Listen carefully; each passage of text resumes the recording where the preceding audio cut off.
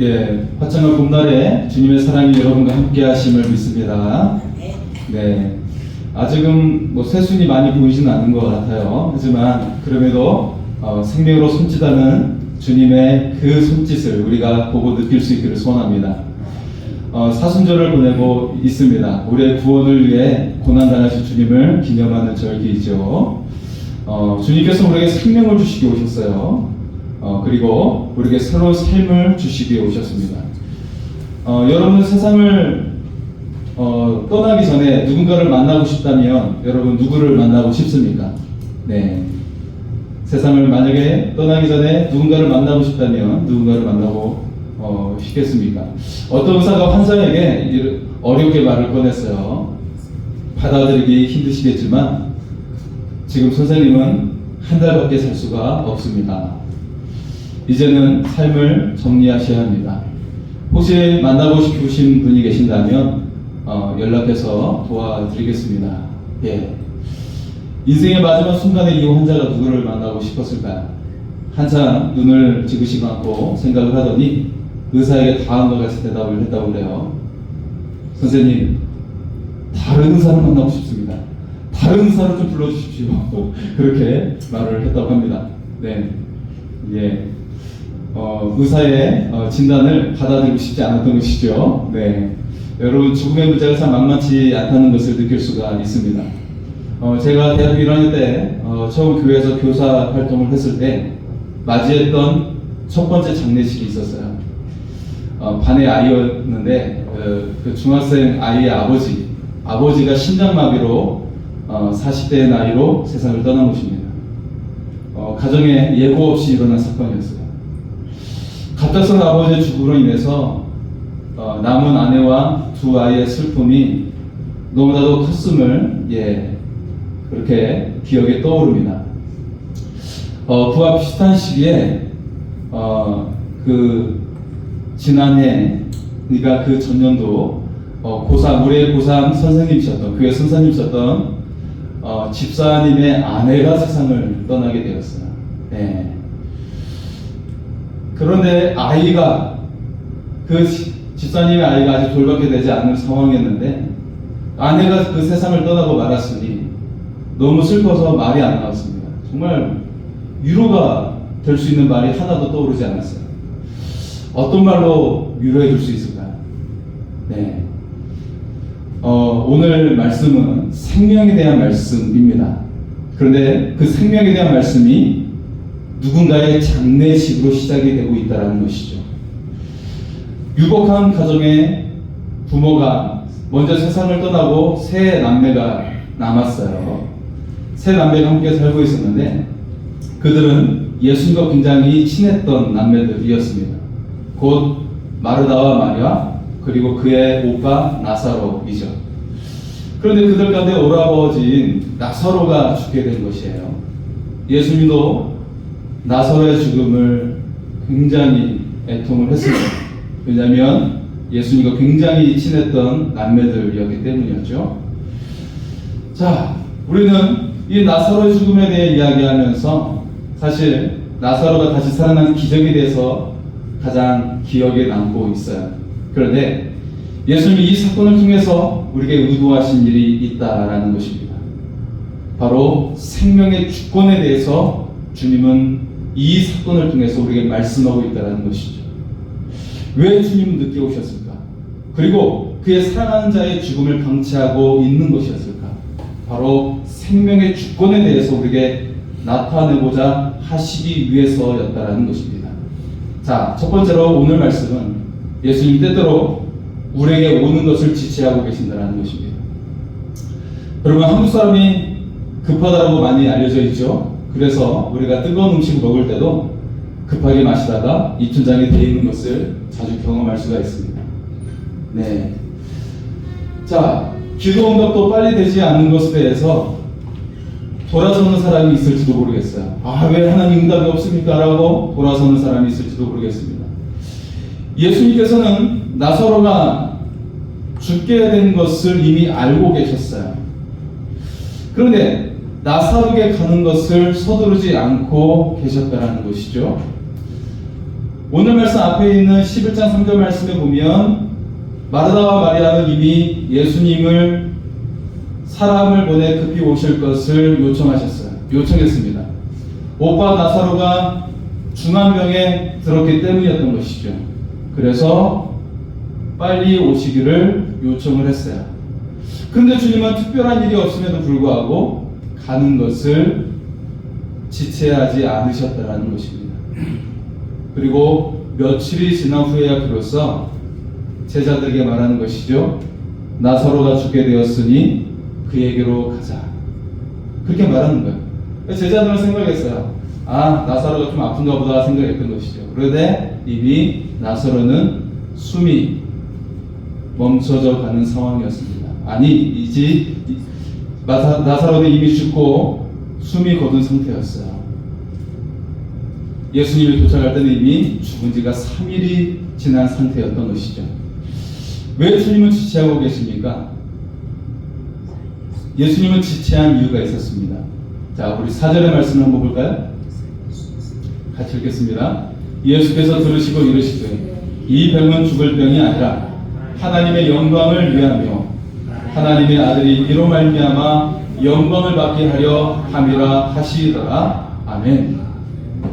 예수님은 나사로가 죽게 된 것을 알고 계셨습니다. 그런데 이 나사로가 죽게 된 것이 의도하신 것이 있는데 그것은 무엇입니까? 하나님의 영광을 위함이라 말씀하고 계세요.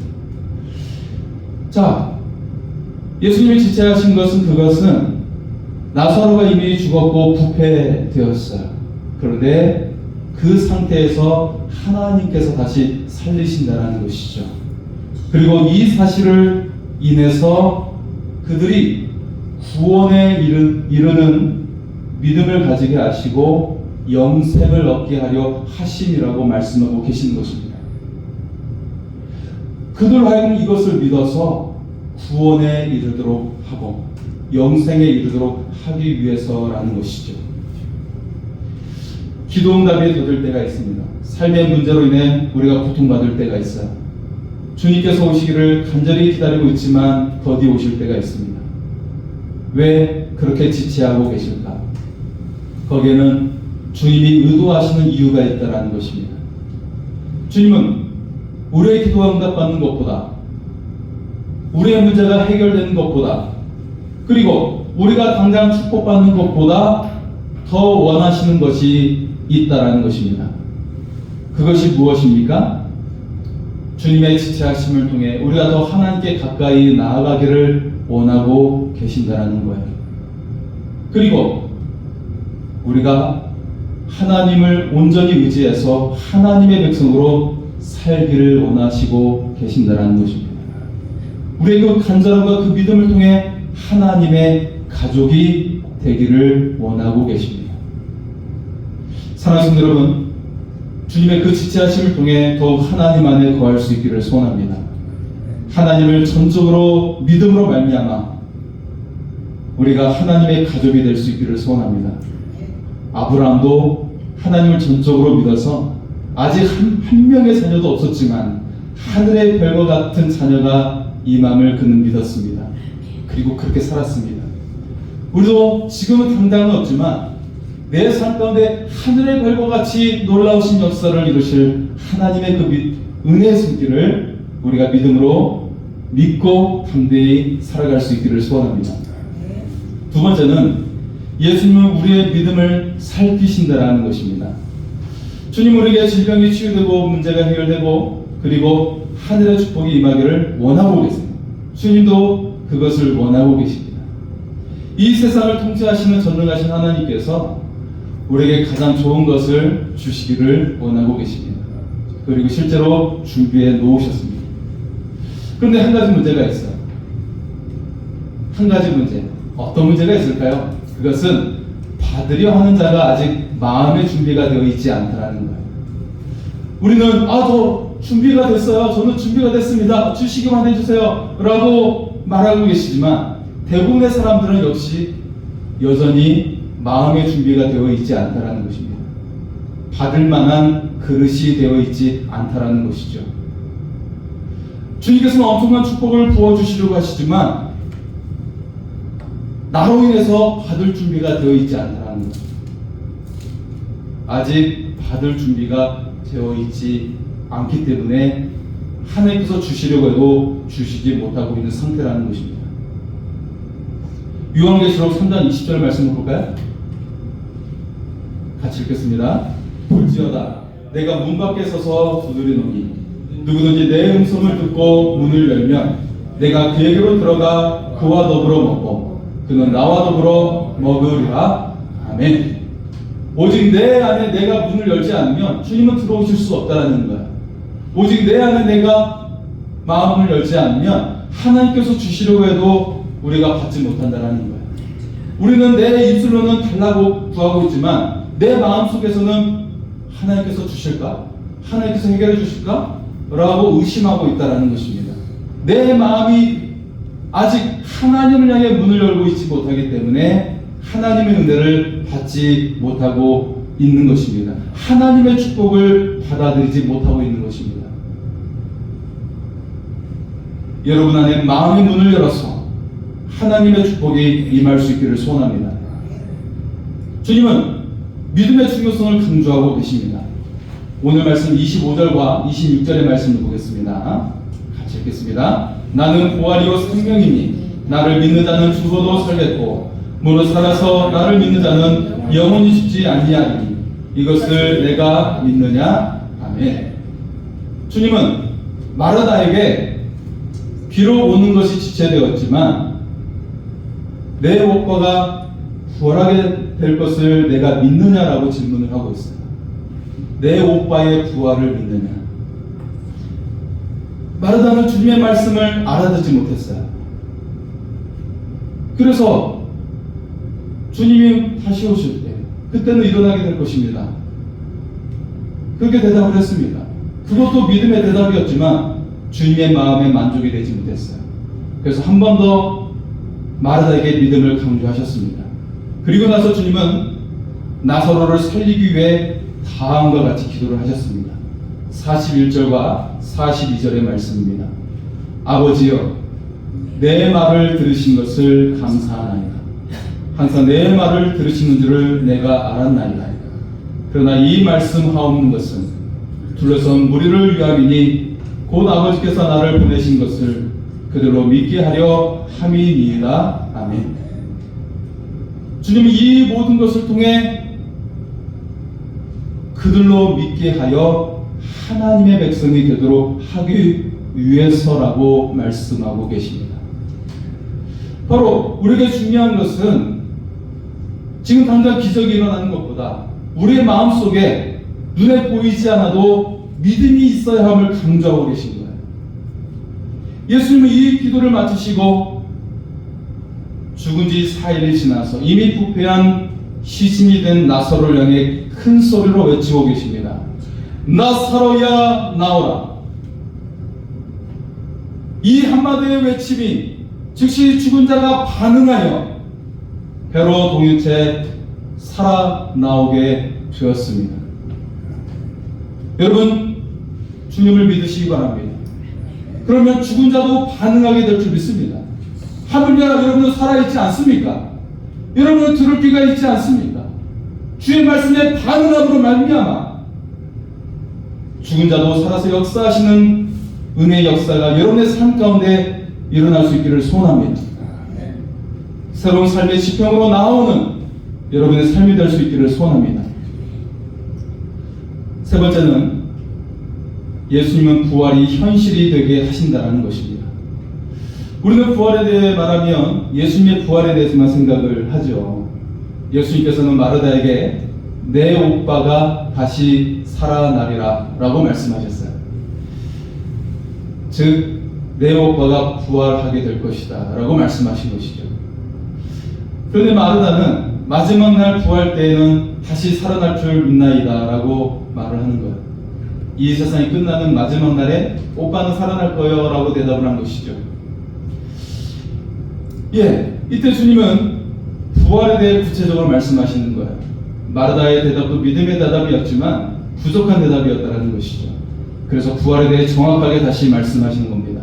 25절에 나는 부활이요 생명이니 나를 믿는 자는 죽어도 살겠고, 예수님께서 말씀하신 나는 부활이요 라고 하신 말씀은 미래에 대한 말씀이 아니었어요. 현재형으로 쓰이고 있는 거예요. 지금 나는 부활의 주님이다 라고 소개하고 계시는 것입니다. 주님의 부활이 아직 일어나지 않은 시점 속에서 주님을 믿는 자에게 부활의 역사를 일으키신다라는 것입니다. 나는 부활이요 라는 말씀은 바로 주님을 믿는 여러분 한 사람 한 사람이 지금 질병을 이겨냈고, 지금 문제를 이겨냈고, 지금 상황을 이겨냈고, 지금 죽음을 이기는 생명의 역사, 부활의 역사가 계속 일어나고 있다는 것입니다. 그런데 우리는 가끔 그렇지 않습니까? 아이고 죽겠네, 아이고 죽겠네, 아이고 고고 하면서 아이고 허리 아파 죽겠네, 아이고 고고, 아이고 힘들어 죽겠네, 아이고 고고 하지 않습니까? 예, 우리의 언어가 바뀔 수 있기를 소원합니다. 우리의 말이 할렐루야 주여 믿습니다라고 고백할 수 있기를 소원합니다. 지금도 부활의 역사가 일어남을 고백하는 우리의 삶이 될 수 있기를 소원합니다. 지금 나사로는 자신을 둘러싼 죽음으로부터 깨어나게 되었습니다. 여러분도 예수님을 중심으로 모든 무거운 죄와 얽매기 쉬운 문제들과 죽음의 그림자가 떠나게 되길 소원합니다. 벗어나게 될 줄 믿습니다. 예수님을 믿는 믿음으로 지금 부활의 역사가 일어나고 있는 줄 믿습니다. 나사로를 살린 사건은 예수님의 사역의 절정이었어요. 이 놀라운 일로 온 이스라엘에 들썩이게 되었습니다. 앞서서 바디메오의 눈을 뜨게 한 것도 예루살렘에 소문이 퍼졌지만 이 죽은 나사로의 살린 사건은 절정에 이르게 되었습니다. 그들이 기다리던 메시아가 확실했기 때문에 이 사건은 온 동네에 퍼지게 되었습니다. 반면 나사로가 살아난 후에 즉시 일어난 일은 대제사장들과 바리새인들이 예수님을 죽이기로 결정했다라는 것입니다. 나사로가 살아난 이 사건은 영광스러운 사건이었고 하나님의 영광이 되었습니다. 예수님의 그 사역에 있어서 최고의 절정의 사건이 되었습니다. 그런데 그 사건은 곧 예수님이 우리 죄를 위해 대신 죽임 남을 것을 예고한 사건이 되었다라는 것입니다. 나사로는 살아났습니다. 그러나 예수님은 죽음을 향해 가고 계십니다. 왜일까요? 그것은 아직도 죄와 허물과 연약함으로 힘없이 살아가고 죽을 수밖에 없는 우리를, 여러분 한 사람 한 사람을 위해 구원하시기 위해서 주님은 죽음을 향해 가고 계신 것이었습니다. 그래서 마지막 네 번째는 예수님은 생명의 교환을 이루고 계셨다라는 것입니다. 예수님은 나사로와 생명의 교환을 이루셨어요. 그래서 나사로를 대신 살리신 것입니다. 바로 예수님과 나와, 그리고 예수님과 여러분 한 사람 한 사람과 생명의 교환을 이루고 계셨던 것입니다. 사도 바울은 담에서 도상에서 부활의 예수님을 만났죠. 바울은 부활의 주님을 만난 이후에 새롭게 변화되어서 갈라디아서 2장 20절에 이렇게 고백을 하였습니다. 우리 갈라디아서 2장 20절 같이 읽겠습니다. 내가 그리스도와 함께 십자가에 못 박혔다니 그런즉 이제는 내가 사는 것이 아니요 오직 내 안에 그리스도께서 사시는 것이라. 이제 내가 육체 가운데 사는 것은 나를 사랑하사 나를 위하여 자기 자신을 버리신 하나님의 아들을 믿는 믿음 안에서 사는 것이라. 아멘. 이제는 내가 사는 것이 아니라 나를 위해 죽으신 예수님이 내 속에 부활하여 사신 것이다 고백하는 것입니다. 이제는 내가 사는 것이 아니라 내 안에 예수님이 사시는 것이다 고백하고 있는 것입니다. 예수님의 그 나를 위해 죽으신 그 사건으로 이제는 내 안에 주님이 대신 살고 계신다, 이 고백을 하면서 바울은 자신의 생명을 조금 더 귀한 것으로 여기지 아니하고 복음의 증거자로 평생 살게 되었습니다. 예수님은 주님을 따라야 하는 자에게 다음과 같이 말씀을 하고 계세요. 누구든지 주님을 따르려거든 다음과 같이 하라고 말씀하고 계신 것입니다. 마태복음 10장 39절의 말씀입니다. 같이 읽습니다. 자기 목숨을 얻는 자는 잃을 것이요 나를 위하여 자기 목숨을 잃는 자는 얻으리라. 아멘. 예수님은 우리를 위해서 자신의 생명을 내어주셨어요. 죽음의 길목을 막으시고 우리에게 생명을 주신 것입니다. 자신의 생명을 내어놓으시고 우리에게 생명을 얻게 하신 것입니다. 생명을 얻게 했다. 히브리어 조에 우리에게 진정한 삶을 주신 거예요. 여러분은 누구의 자녀였습니까?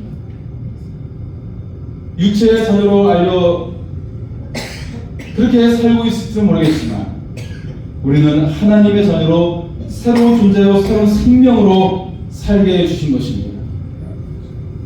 여러분은 어떤 새로운 삶을 살고 계십니까?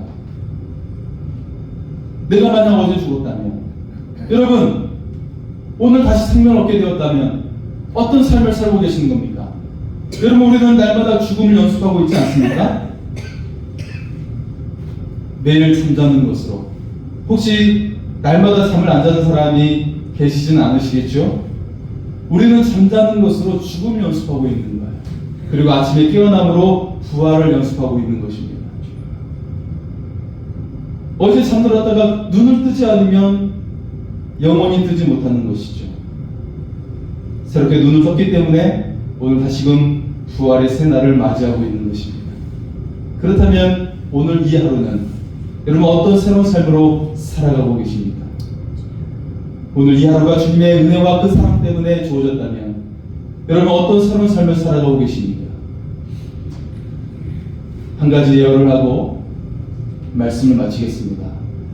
눈물하시는 영국의 사이즈 웨이즈라는 폭풍의 언덕에 한 여인이 얼어 죽은 채 발견되었습니다.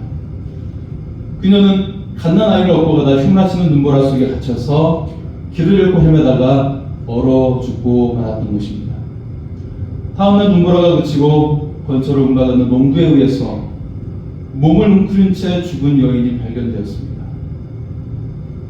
그녀는 놀랍게도 속옷 차림이었고 그리고 손을 헤쳐보니 그 안에 갓난 아기가 조금씩 몸을 뒤틀고 있었습니다. 어머니는 아이를 살리기 위해서 자기 옷을 다 벗어 아기를 감싸고 있었던 것이죠. 어머니는 죽었지만 아이는 기적적으로 살아나서 숙부에 의해 키워졌어요. 이 아이는 커서 1916년도에 영국의 수상이 되었습니다. 그가 1차 세계대전 위에 바리새우 조약을 남기고 또 해상금을 남긴 데이비드 로이드 존스 수상입니다. 한번 사진을 볼까요? 자, 그는 살아면서 어머니에 대한 이야기를 듣게 되었어요. 그리고 고아와 가난과 무시와 서름이 그에게 있었지요. 하지만 자신을 위해 희생하신 어머니를 기억하며 하나님께 눈물로 기도하였습니다. 그리고 그 사랑을 세상에 돌려주고자 하였습니다. 나를 대신 나를 살리게 죽으신 어머니를 위해 내가 어머니의 삶을 대신 살아가는 삶을 살겠습니다 라고 했던 그의 기도였습니다. 그는 독학으로 옥스포드 대학을 나오고 변호사가 되었어요. 그리고 1차 세계대전이 그 암흑기로 수많은 사람이 고통받던 그 시대에 영국 수상이 되어서 전쟁을 평화롭게 종결을 하게 되었습니다. 그리고 전후 문제를 적극적으로 해결하기 위해 노력을 했습니다. 그는 전쟁으로 인해 빈곤에 빠진 국민들을 위해서 필사적으로 사회복지 정책을 실시했습니다. 그 이전에 영국은 사회복지가 전혀 되지 않아서 굶어 죽어가는 아이들이 수두룩했습니다. 그를 통해 사회복지 정책이 시작이 되면서 그는 영국의 복지의 아버지로 알려지게 되었고 영국 국민들에게 추앙받는 존경받는 지도자로 남게 되었습니다. 자녀를 위해 자기의 생명을 희생한 어머니의 사랑이 그 자녀를 하여금 최선을 다하고 가치 있는 삶을 살게 했던 것입니다. 위테로 시대의 수많은 생명을 구해내는 중요한 일을 감당하는 사람이 되었던 것입니다. 죄로 죽어야 할 우리와 자신의 생명을 교환하신 예수님, 자신을 내어주신 예수님의 희생은 단지 우리에게 부활의 생명을 주시는 것에 멈추지 않습니다. 오늘 우리에게 무거운 것과 얽매이기 쉬운 삶을 다시 세워주시는 삶으로 우리를 일으켜 주시고 계십니다. 우리를 고치시고 싸매시고 회복하시는 생명의 역사를 주님은 지금도 지속하고 계십니다. 우리의 생명을 위해 죽으신 예수님을 날마다 기억하고 동행하는 삶이 될 수 있기를 소원합니다. 우리도 주님의 삶을 대신하여 살아가는 가치 있는 삶이 될 수 있기를 소원합니다. 이 땅에 하나님 나라를 실현하는 고귀한 삶을 살아갈 수 있기를 소원합니다. 이 사순절에 우리에게 승리의 삶을 완성하기 위해 고난당하신 주님과 동행할 수 있기를 바랍니다. 주님의 삶을 대신 살아가는 하나님의 모든 자녀들이 될 수 있기를 소원합니다. 우리 시간 같이 찬양하겠습니다. 원하고 바라고 기도합니다. 같이 찬양하며 나아가겠습니다.